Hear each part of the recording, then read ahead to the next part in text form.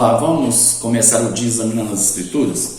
Eu quero ler com vocês o livro de Números, capítulo 22, a partir do versículo 21, onde diz o seguinte: Na manhã seguinte, Balaão se levantou, pôs a sela sobre sua jumenta e partiu com os oficiais moabitas.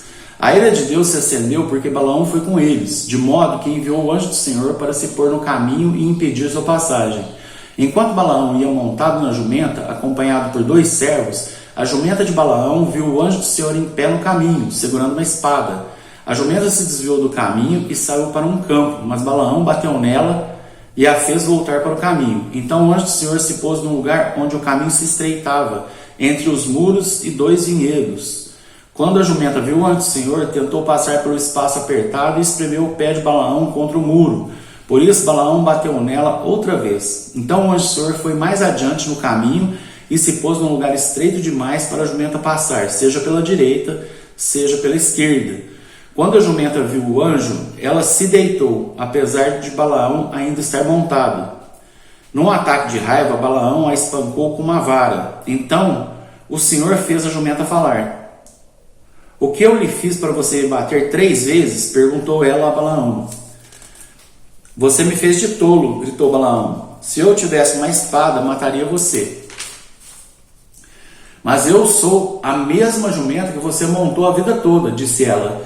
Alguma vez eu fiz algo parecido? Não, respondeu Balaão. Então o anjo do Senhor abriu os olhos de Balaão e ele viu o anjo do Senhor em pé no caminho, segurando a espada. Balaão curvou a cabeça e prostrou-se diante dele com o rosto em terra. Por que você bateu 3 vezes na jumenta? Perguntou o anjo do Senhor. Eu vim para impedir sua passagem, pois você insiste em seguir por um caminho que me desagrada. 3 vezes a jumenta me viu e se afastou. Se ela não tivesse se desviado, certamente eu teria matado você e poupado a vida da jumenta. Pequei, disse Balaão ao anjo do Senhor. Não percebi que estavas no caminho impedindo minha passagem. Se te opões à minha viagem, voltarei para casa. Até aqui tá bom, até o versículo 34. Bom, os moabitas estavam temendo os israelitas, e aí eles oferecem grandes quantidades de coisas preciosas, como ouro, para que o falso profeta Balaão fosse lá e amaldiçoasse a nação de Israel, o povo de Israel. E aí ele Balaão diz que precisaria consultar a Deus para saber se ele poderia fazer isso, porque segundo os moabitas, quem ele amaldiçoasse seria amaldiçoado, quem ele abençoasse seria abençoado. Ele consulta a Deus, Deus diz para ele que Israel é um povo abençoado e que não é para ele amaldiçoar. Aí eles oferecem mais ouro, mais coisas preciosas para Balaão. Balaão volta a consultar o Senhor permite que ele vá, não para amaldiçoar os israelitas, mas para que ele siga as instruções de Deus. Só que Balaão não aguarda as instruções de Deus, ele simplesmente monta nessa jumenta e vai em direção aos moabitas, provavelmente com a intenção de ganhar mais dinheiro ainda. Mais dinheiro não seria dinheiro como nós conhecemos hoje, né? Mas o que acontece e o que é o cerne dessa ilustração é que quando um falso profeta ele não fala da parte de Deus e ele é um falso profeta ganancioso, o que acontece é que ele vai acabar discutindo com uma jumenta, e uma jumenta terá muito mais sabedoria do que ele. Quando você se pegar discutindo com um jumento, saiba que você é mais jumento do que o jumento que você está discutindo. Você está completamente maluco, você perdeu totalmente a razão. E é claro que a jumenta não falou, é claro que isso é uma ilustração, é claro que isso é simbólico, isso é uma coisa óbvia. Jumentos não falam e Deus não quebra as leis da natureza que Ele próprio criou para isso. Então, nós vemos que a pessoa, por ganância, ela pode enlouquecer a ponto de discutir com o jumento. E o jumento ter razão.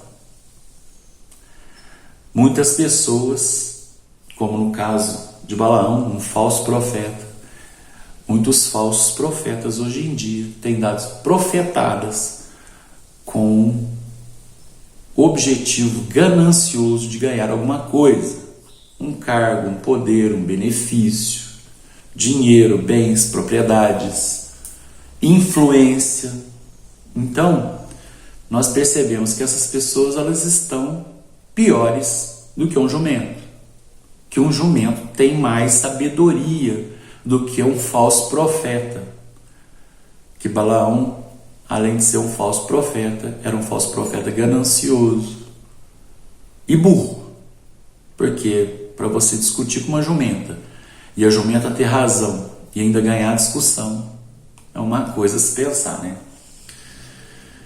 É muito triste nós observarmos em nossos dias que há muitos falsos profetas que nós podemos colocá-los diante de uma jumenta e a jumenta ser mais sensata, mais sábia e ter maior conhecimento da vontade de Deus do que esses profetas. É muito triste nós percebermos a ganância do ser humano, a insensatez e a cegueira espiritual que eles se encontram. E só se encontram assim, porque se desviam de Deus, o desobedecem, tornam-se rebeldes contra a vontade soberana de Deus. E mesmo que Deus fale pessoalmente com eles, eles continuam sendo mais insensatos do que uma jumenta, tomando caminhos que Deus disse para não tomar, fazendo coisas que Deus disse para não fazer. E quando eles se deparam no momento da morte, eles se apavoram. Só que se o Espírito Santo não agir, mesmo com medo, mesmo com terror, com pavor, essas pessoas não se arrependem. Porque só o arrependimento pode fazer com que alguém que converse com a jumenta volte ao bom senso, se curve diante de Deus, se converta e seja por Deus salvo. Nós temos muitos falsos profetas, infinitos Balaões, dando profetadas nos nossos dias, inclusive em idioma desconhecido, ininteligíveis.